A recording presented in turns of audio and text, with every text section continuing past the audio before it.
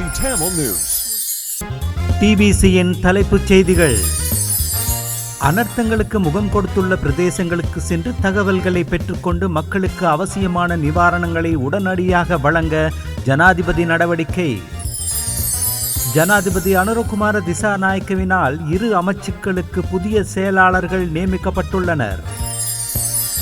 தமிழர் தாயகத்தில் கொட்டும் மழைக்கு மத்தியில் மாவீரர்களுக்கான நினைவேந்தல் நிகழ்வுகள் ஆயிரக்கணக்கான மக்களின் பங்களிப்புடன் உணர்வெழுச்சியுடன் நடைபெற்றன.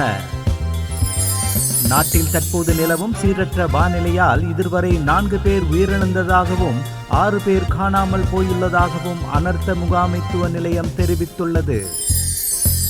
அவைகள் இன்றைய டிபிசியின் தலைப்புச் செய்திகள்.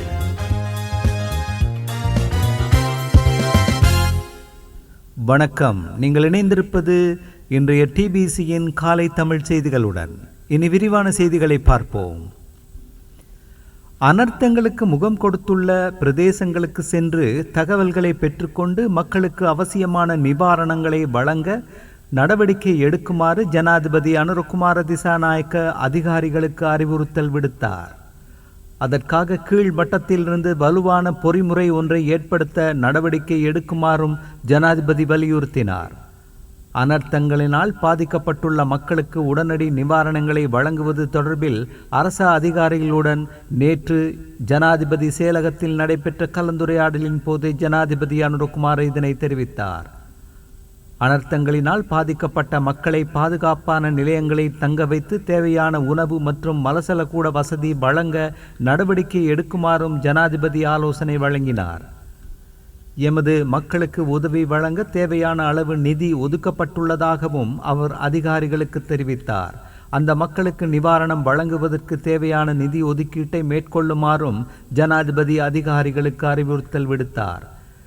சீரற்ற காலநிலை காரணமாக அதிக ஆபத்துள்ள வடகிழக்கு மாகாணங்கள் தொடர்பில் அதிக கவனம் செலுத்துவது குறித்தும் கலந்துரையாடப்பட்டது. உயர்தர பரீட்சைக்கு தோற்றும் மாணவர்களின் மனநிலை மற்றும் நெருக்கடிகள் தொடர்பில் இதன்போது கவனம் செலுத்தப்பட்டதுடன் அவசியம் ஏற்படும் பட்சத்தில் உயர்தர பரீட்சையை மேலும் காலம் தாழ்த்த நடவடிக்கை எடுக்குமாறு கல்வி அதிகாரிகளுக்கு ஜனாதிபதி ஆலோசனை வழங்கினார். கடற்தொழிலுக்காக கடலுக்கு சென்றிருக்கும் மீனவர்கள் தொடர்பில் தேடி அறிந்து அவர்களை பாதுகாப்பாக கரை சேர்ப்பதற்கு அவசியமான வசதிகளை வழங்குவது குறித்தும் கவனம் செலுத்தப்பட்டது.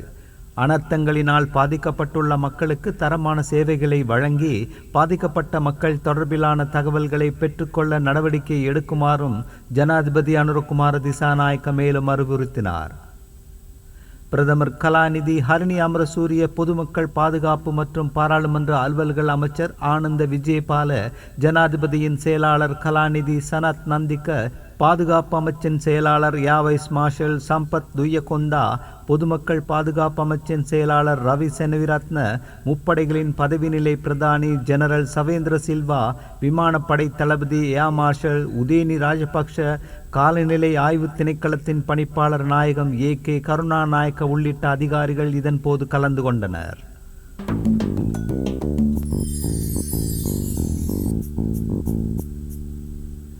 ஜனாதிபதி அனுரகுமார திசாநாயக்கவினால் 2 அமைச்சுக்களுக்கு புதிய செயலாளர்கள் நியமிக்கப்பட்டுள்ளனர். அதற்கு அமைவாக நியமன கடிதங்கள் நேற்று புதன்கிழமை ஜனாதிபதி செயலாளர் கலாநிதி நந்திக சனத்குமார நாயக்கவினால் ஜனாதிபதி செயலகத்தில் வைத்து வழங்கப்பட்டது. அதன்படி சுற்றாடல் அமைச்சின் செயலாளர் KR உடுவாவல நியமிக்கப்பட்டுள்ளதுடன் விஞ்ஞான தொழில்நுட்ப அமைச்சின் செயலாளராக YL முகமட் நவாவி நியமிக்கப்பட்டுள்ளார்.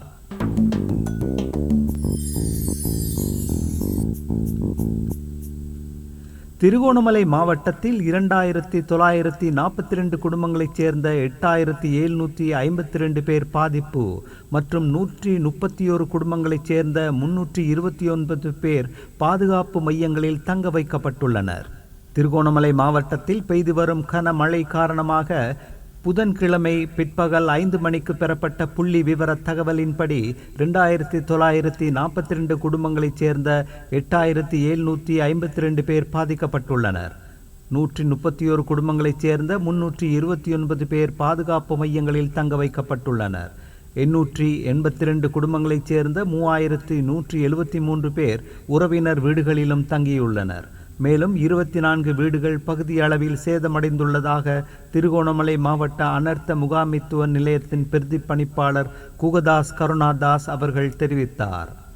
சேருவில பிரதேச செயலக பிரிவில் 78 குடும்பங்களைச் சேர்ந்த 201 பேரும், மூதூர் பிரதேச செயலகத்தில் 1229 குடும்பங்களைச் சேர்ந்த 3452 பேரும், தம்பலகாமம் பிரதேச செயலக பிரிவில் 298 குடும்பங்களைச் சேர்ந்த 939 பேரும், மொரவெவ பிரதேச செயலக பிரிவில் 39 குடும்பங்களைச் சேர்ந்த 120 பேரும், பட்டினமும் சூழலும் பிரதேச செயலக பிரிவில் 434 குடும்பங்களைச் சேர்ந்த 1698 பேரும், கிண்ணியா பிரதேச செயலக பிரிவில் 709 குடும்பத்தைச் சேர்ந்த 1852 பேரும், குச்சவெளி பிரதேச செயலக பிரிவில் 81 குடும்பங்களைச் சேர்ந்த 207 பேரும், கந்தலாய் பிரதேச செயலக பிரிவில் 60 குடும்பங்களைச் சேர்ந்த 238 பேரும், பெருகல் பிரதேச செயலக பிரிவில் 13 குடும்பங்களைச் சேர்ந்த 40 பேரும், பதவி ஸ்ரீபுர பிரதேச செயலக பிரிவில் ஒரு குடும்பத்தைச் சேர்ந்த 5 பேரும் பாதிக்கப்பட்டுள்ளனர்.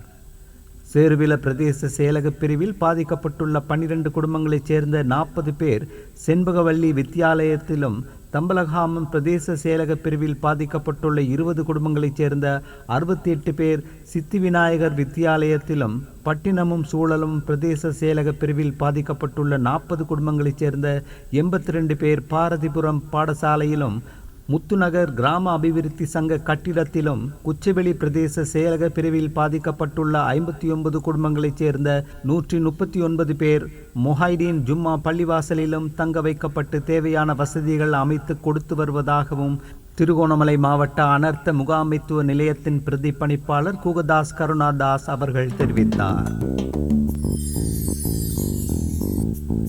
தமிழர் தாயகத்தில் கொட்டும் மழைக்கு மத்தியில் மாவீரர்களுக்கான நினைவேந்தல் நிகழ்வுகள் ஆயிரக்கணக்கான மக்களின் பங்களிப்புடன் உணர்வெழுச்சியுடன் நடைபெற்றன. கொட்டும் மழைக்கு மத்தியில் தமிழர் தாயகத்தின் மாவீரர் நாள் மிகவும் உணர்வெழுச்சியுடன் நினைவேந்தப்பட்டது. அந்த வகையில் அனைத்து மாவீரர்கள் துயிலும் இல்லங்களிலும் மாலை 6:05 மணிக்கு மணியோசை எழுப்பப்பட்டு அகவணக்கம் செலுத்தப்பட்டு பின்னர் பிரதான பொதுச்சுடர் ஏற்றப்பட்டு மாவீரர் துயிலும் இல்லப்பாடல் ஒலிபரப்பப்பட்டது. முள்ளிவாய்க்கால் துயிலும் இல்லத்தில் பிரதான பொதுச்சுடர் மாவீரர் தாயாரான வள்ளிபுரம் புஷ்பம்மாள் ஏற்றி வைக்க ஏனைய சுடர்களை மாவீரர்களின் பெற்றோர்கள் மற்றும் உறவினர்களால் ஏற்றி வைக்கப்பட்டு அஞ்சலி செலுத்தப்பட்டது. முல்லைத்தீவு அளம்பில் மாவீரர் துயிலும் இல்லத்தில் பிரதான பொதுச்சுடரான மாவீரர் மேஜர் பாலுவின் சகோதரியும் மாவீரர் லெப்டினன்ட் பொன்னம்பலத்தின் மனைவியுமான கமலாதேவியினால் பிரதான பொதுச்சுடர் ஏற்றப்பட்டது. இதில் வன்னி மாவட்ட பாராளுமன்ற உறுப்பினர் துரை ராசா ரவிகரனும் மாவீரர்களின் உறவுகளுடன் இணைந்து உணர்வெழுச்சியுடன் மாவீரர் நாள் நினைவேந்தலில் பங்கு பெற்றிருந்தார். வன்னி விளாங்குளம் மாவீரர் துயிலுமில்ல நிகழ்வில் பொதுச்சுடரினை 3 மாவீரர்களின் சகோதரர் ஏற்றி வைத்தார்கள். இந்த சம நேரத்தில் மாவீரர்களின் கல்லறைகளுக்கான சுடரினை உறவுகள் ஏற்றி வைக்க முழு ஜனமும் கண்ணீரில் மூழ்கியது. இரணைப்பாலை துயிலுமில்லத்தில் பிரதான பொதுச்சுடரினை மாவீரர் அருணா அவர்களின் தாயாரால் ஏற்றப்பட்டு அஞ்சலி செலுத்தப்பட்டது. முல்லைத்தீவு தேவிபுரம் மாவீரர் துயிலுமில்லத்தில் பிரதான பொதுச்சுடரினை ஒரு மாவீரரின் தந்தை ஸ்ரீதரன் அவர்களால் ஏற்றப்பட்டது. தேராவில் மாவீரர் துயிலுமில்ல வளாகத்தில் மாலை 6:05 மணிக்கு மணியோசை எழுப்பப்பட்டு அகவணக்கம் செலுத்தப்பட்டு பின்னர் பிரதான பொதுச்சுடரை மாவீரர்களான சித்தார்த்தன், ஈழவன், அசோக் அவர்களுடைய தந்தையார் முருகுப்பிள்ளை குணபாலன் ஏற்றி வைக்க ஏனைய சுடர்களை மாவீரர்களின் பெற்றோர்கள் மற்றும் உறவினர்களால் ஏற்றி வைக்கப்பட்டு அஞ்சலி செலுத்தப்பட்டது. வவுனியா ஈச்சம்குளம் மாவீரர் துயிலுமில்லத்தில் பிரதான ஈகைச்சுடர் 2 மாவீரர்களின் தாயாரான பாக்கியத்தினால் ஏற்றி வைக்கப்பட்டது. அதனைத் தொடர்ந்து ஏனைய சுடர்கள் ஏற்றப்பட்டன. வவுனியா நகரசபை மண்டபத்தில் நடைபெற்ற நினைவேந்தலில் மாவீரர்களின் தாயார் இருவரினால் ஈகைச்சுடர் ஏற்றி வைக்கப்பட்டதுடன் காணாமல் ஆக்கப்பட்டவர்களின் உறவுகள் மற்றும் பொதுமக்களால் மாவீரர்களின் நினைவுருவ படத்திற்கு மலரஞ்சலியும் செலுத்தப்பட்டது. யாழ்ப்பாணத்தில் உடுந்துறை, திருநெல்வேலி, கோப்பாய் உள்ளிட்ட மாவீரர் துயிலுமில்லங்களில் அஞ்சலி நிகழ்வுகள் முன்னெடுக்கப்பட்டன. மாவீரர்களின் உறவினர்கள், பொதுமக்கள் மற்றும் அரசியல் சிவில் பிரதிநிதிகள் உள்ளிட்ட பலரும் அஞ்சலி நிகழ்வில் கலந்து கொண்டிருந்தனர். வெள்ளம் காரணமாக நல்லூரில் ஏற்பாடு செய்யப்பட்டிருந்த அஞ்சலி நிகழ்வுகள் கைவிடப்பட்டிருந்தது. இந்நிலையில் குடந்தனை துயிலுமில்லத்தில் கொடியினை மாவீரர் ரதிகலாவின் தந்தை கனகரத்னம் ஏற்றியதைத் தொடர்ந்து பொதுச்சுடரினை வீரவேங்கை தொழில் வாயினியின் தாயார் ராசசுந்தரம் சின்னக்கிளி ஏற்றி வைத்ததைத் தொடர்ந்து மலரஞ்சலியும் செலுத்தப்பட்டது. கொடிகாமம் மாவீரர் துயிலுமில்லத்தில் பிரதான பொதுச்சுடரை 3 மாவீரர்களின் தந்தை கந்தசாமி ஏற்றி வைத்தார். சாட்டி துயிலுமில்லத்தில் ஒரு கரும்புலி மாவீரர் உட்பட 3 மாவீரர்களின் பெற்றோரால் பொதுச்சுடர் ஏற்றப்பட்டது. தமிழீழ விடுதலை புலிகளின் முதலாவது மாவீரர் சங்கரின் சொந்த வீடான வல்வெட்டித்துறையில் முதலில் மாவீரர் நாள் நினைவேந்தல் நிகழ்வு முன்னெடுக்கப்பட்டது. மாவீரர் பண்டிதரின் தாய் மற்றும் முன்னாள் பாராளுமன்ற உறுப்பினர் சிவாஜிலிங்கம் ஆகியோர் ஈகைச்சுடர் ஏற்றி நினைவேந்தல் நிகழ்வில் பங்கேற்றிருந்தனர். கிளிநொச்சி கனகபுரம் துயிலுமில்லத்தில் கொட்டும் மழைக்கு மத்தியில் மாவீரர் நினைவேந்தல் நிகழ்வில் உறவுகள் கலந்து கொண்டுள்ளனர். பொதுச்சுடரினை மேஜர் சூட்டி, லெப்டினன்ட் கேர்னல் மகேத்தி உட்பட 3 மாவீரர்களின் தந்தையான சின்னத்தம்பி ராக ஐயா ஏற்றி வைத்தார். அதனைத் தொடர்ந்து உறவுகள் மாவீரர்களுக்கான சுடர்களையும் ஏற்றி வைத்தனர். முழங்காலில் துயிலுமில்லத்தில் மேஜர் டாம்போவின் சகோதரரான காசிப்பிள்ளை சுதாகர் பொதுச்சுடரினை ஏற்றி வைத்தார். அதைத் தொடர்ந்து அங்கு உணர்வெழுச்சி அஞ்சலியும் இடம்பெற்றது. சமத்துவ கட்சியின் நினைவேந்தல் நிகழ்வில் அக்கட்சியின் மாவட்ட அமைப்பாளரான முன்னாள் போராளி வேங்கை தலைமையில் இடம்பெற்ற நிகழ்வில் பொதுச்சுடரினை மாவீரர்களின் கேப்டன் சிவரூபன், வீரவேங்கை சிவரூபன், வீரவேங்கை இளமையில் ஆகியோரின் தாயார் நடராசா சீலாவதி பொதுச்சுடரினை ஏற்றி வைத்தார்.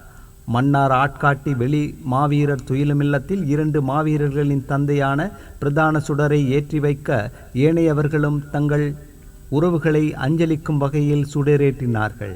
இதனைத் தொடர்ந்து துயிலுமில்ல பாடல் ஒலித்ததோடு பொதுமக்கள் உணர்வெழுச்சியுடன் அஞ்சலித்தனர். அதேபோன்று மன்னார் பண்டிவிரிச்சான் மாவீரர் துயிலுமில்லத்திலும் மாவீரர்களுக்கான அஞ்சலி பெருமளவான பொதுமக்களின் பங்கேற்புடன் நடைபெற்றது. தமிழர்களின் இந்த நாட்டில் சுயநிர்ணய உரிமையுடன் ஏனைய இனங்கள் போன்று சுதந்திரமாக வாழ வேண்டும் என்பதற்காக தன் உயிர்களை தியாகம் செய்த விடுதலை வீரர்களை நினைவு கூறும் மாவீரர் நினைவேந்தல் நிகழ்வுகள் கொட்டும் மழையிலும் மட்டக்களப்பு மாவட்டத்தின் வாகரை, கண்டலடி, மாவடி முன்மாரி மற்றும் தரவை ஆகிய மாவீரர்களின் துயிலுமில்லங்களிலும் உணர்வு பூர்வமாக நடைபெற்றன. வாகரை கண்டலடி மாவீரர் துயிலும் இல்லத்தில் நேற்று மாலை மாவீரர் நினைவேந்தல் நிகழ்வு பெருமளவான மாவீரர்களின் உறவினர்களின் பங்கு பற்றுதலுடன் இந்த நிகழ்வு இடம்பெற்றது. பிரதான சுடர் ஏற்றப்பட்டு மாவீரர் இசைக்கப்பட்டதுடன் மலர் அஞ்சலி செலுத்தப்பட்டு நினைவேந்தல் நிகழ்வு உணர்வு பூர்வமாக நடைபெற்றதோடு இலங்கை தமிழரசு கட்சியின் மட்டக்களப்பு மாவட்ட பாராளுமன்ற உறுப்பினர் சாணக்கியன் உட்பட பலர் கலந்து கொண்டனர். மாவடி முன்மாறி மாவீரர் துயிலுமில்லத்திலும் நினைவேந்தல் உணர்வு பூர்வமாக நடைபெற்றது. இந்த நிகழ்வில் 2ஆம் லெப்டினன்ட் தங்கநிலா என்பவரின் தாயார் கிருஷ்ணபிள்ளை புண்ணியவதி பிரதான சுடரை ஏற்றி வைத்தார். இதில் முன்னாள் பாராளுமன்ற உறுப்பினர் அரியநேத்திரன் உட்பட மாவீரர்களின் பெற்றோர்கள் பங்கேற்றிருந்தனர். குறித்த நினைவேந்தலில் வெள்ளம் காரணமாக பங்கு பெற்ற முடியாதவர்களுக்காக கல்லடி அன்னை பூபதியின் நினைவு பீடத்தில் பிரிதொரு அஞ்சலி நிகழ்வு ஏற்பாடு செய்யப்பட்டிருந்தது. இதேபோன்று மட்டக்களப்பு தரவை மாவீரர் துயிலுமில்லத்தில் மாவீரர்களுக்கான நினைவேந்தல் முன்னெடுக்கப்பட்டதை தமிழ் தேசிய மக்கள் முன்னணியின் மட்டக்களப்பு மாவட்ட அமைப்பாளரான சுரேஷ் உள்ளிட்ட பெரும் எண்ணிக்கையான பொதுமக்களும் பங்கேற்றிருந்தனர். அம்பாறை மாவட்டத்திலும் உள்ள ஒரே ஒரு மாவீரர் துயிலும் இல்லமான கஞ்சிக்குடிச்சாறு மாவீரர் துயிலும் இல்லத்தில் நினைவேந்தல் நிகழ்வு மாவட்ட மாவீரர் பணிக்குழுவின் தலைவர் சின்னத்தம்பி சுப்பிரமணியம், செயலாளர் நாகமணி கிருஷ்ணபிள்ளை உள்ளிட்டவர்களின் ஏற்பாட்டில் நடைபெற்ற உணர்வு பூர்வமாக நடைபெற்றது. இதில் தமிழ் தேசிய மக்கள் முன்னணியின் தலைவர் கஜேந்திரகுமார் பொன்னம்பலம் உட்பட பெருமளவான மக்கள் பங்கேற்று தமது அஞ்சலிகளை செலுத்தியிருந்தனர். திருகோணமலை சம்பூர் ஆலங்குளம் மாவீரர் துயிலுமில்லத்தில் மாவீரர் நாள் நினைவேந்தல் நிகழ்வு உணர்வெழுச்சியுடன் நடைபெற்றது. சம்பூர் ஆலங்குளம் மாவீரர் நாள் நினைவேந்தல் ஏற்பாட்டு குழுவின் ஏற்பாட்டில் நடைபெற்ற நிகழ்வில் பல்வேறு உறவுகளும் பங்கேற்றிருந்தனர். யாழ் பல்கலைக்கழகத்தில் அமைக்கப்பட்டுள்ள நினைவு தூபியில் பல்கலைக்கழக மாணவர்களின் பங்கேற்புடன் மாவீரர்களுக்கான அஞ்சலி நிகழ்வுகளும் முன்னெடுக்கப்பட்டன. கிழக்கு பல்கலைக்கழகத்தில் மாவீரர் நாள் மிகவும் உணர்வு பூர்வமாக அனுஷ்டிக்கப்பட்டது. பல்கலைக்கழகத்திலும் கல்வி பயிலும் மாணவர்கள் பொது இடம் ஒன்றில் மாவீரர்களை நினைவு கூர்ந்து சுடரேற்றி தமது வணக்கத்தை செலுத்தியமை குறிப்பிடத்தக்கது.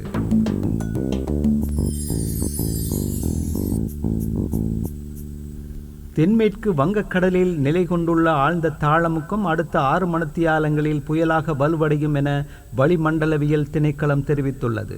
இதன்படி எதிர்வரும் 36 மணித்தியாலங்களில் நாட்டின் வடக்கு, வடமத்திய, மத்திய, மேற்கு மற்றும் வடமேற்கு மாகாணங்களிலும் திருகோணமலை மற்றும் கேகாலை மாவட்டங்களிலும் சில இடங்களில் 150 மில்லிமீட்டருக்கும் அதிகமான பலத்த மழை பெய்யக்கூடும் என வளிமண்டலவியல் திணைக்களம் குறிப்பிட்டுள்ளது. இதேவேளை பதுளை, கொழும்பு, கம்பஹா, கண்டி, கேகாலை, குருநாகல், மாத்தளை, நுவரெலியா மற்றும் ரத்தினபுரி ஆகிய மாவட்டங்களில் மண் சரிவு அபாயம் உள்ள பகுதிகளுக்கு விடுக்கப்பட்டுள்ள மண் சரிவு அபாய எச்சரிக்கை நீடிக்கப்பட்டுள்ளது.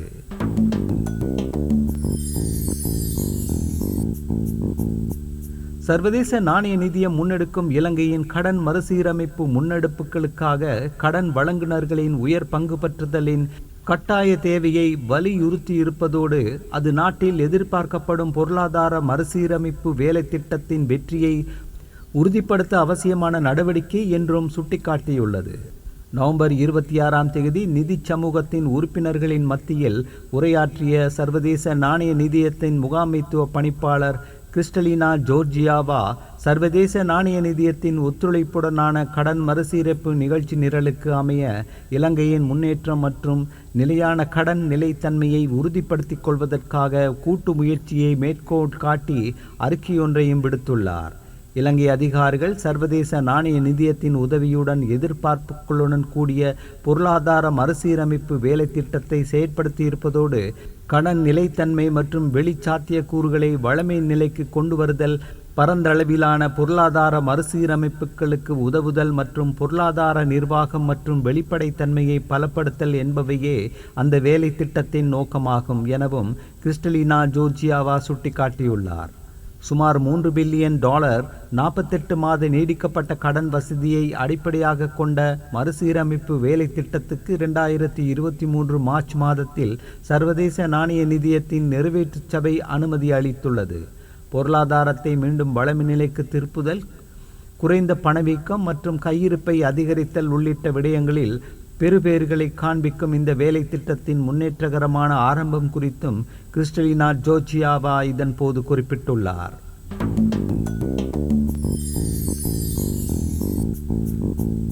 புதிய அரசாங்கத்தின் லஞ்சம் மற்றும் ஊழலற்ற வேலை திட்டம் முதலீட்டாளர்களை ஈர்த்துள்ளதாக இலங்கைக்கான ஆஸ்திரேலிய உயர்ஸ்தானிகர் போல் ஸ்டீவன் தெரிவித்தார்.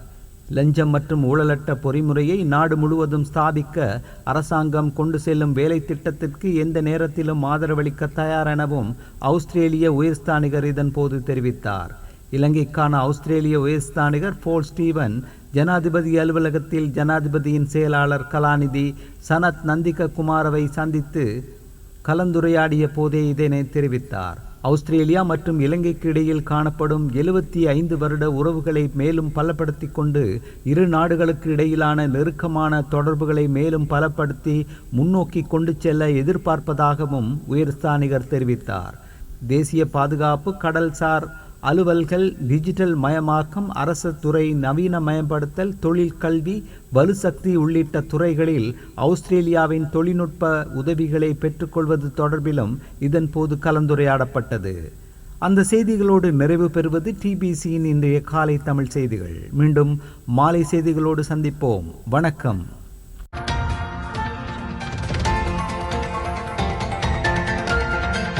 TBC Tamil News.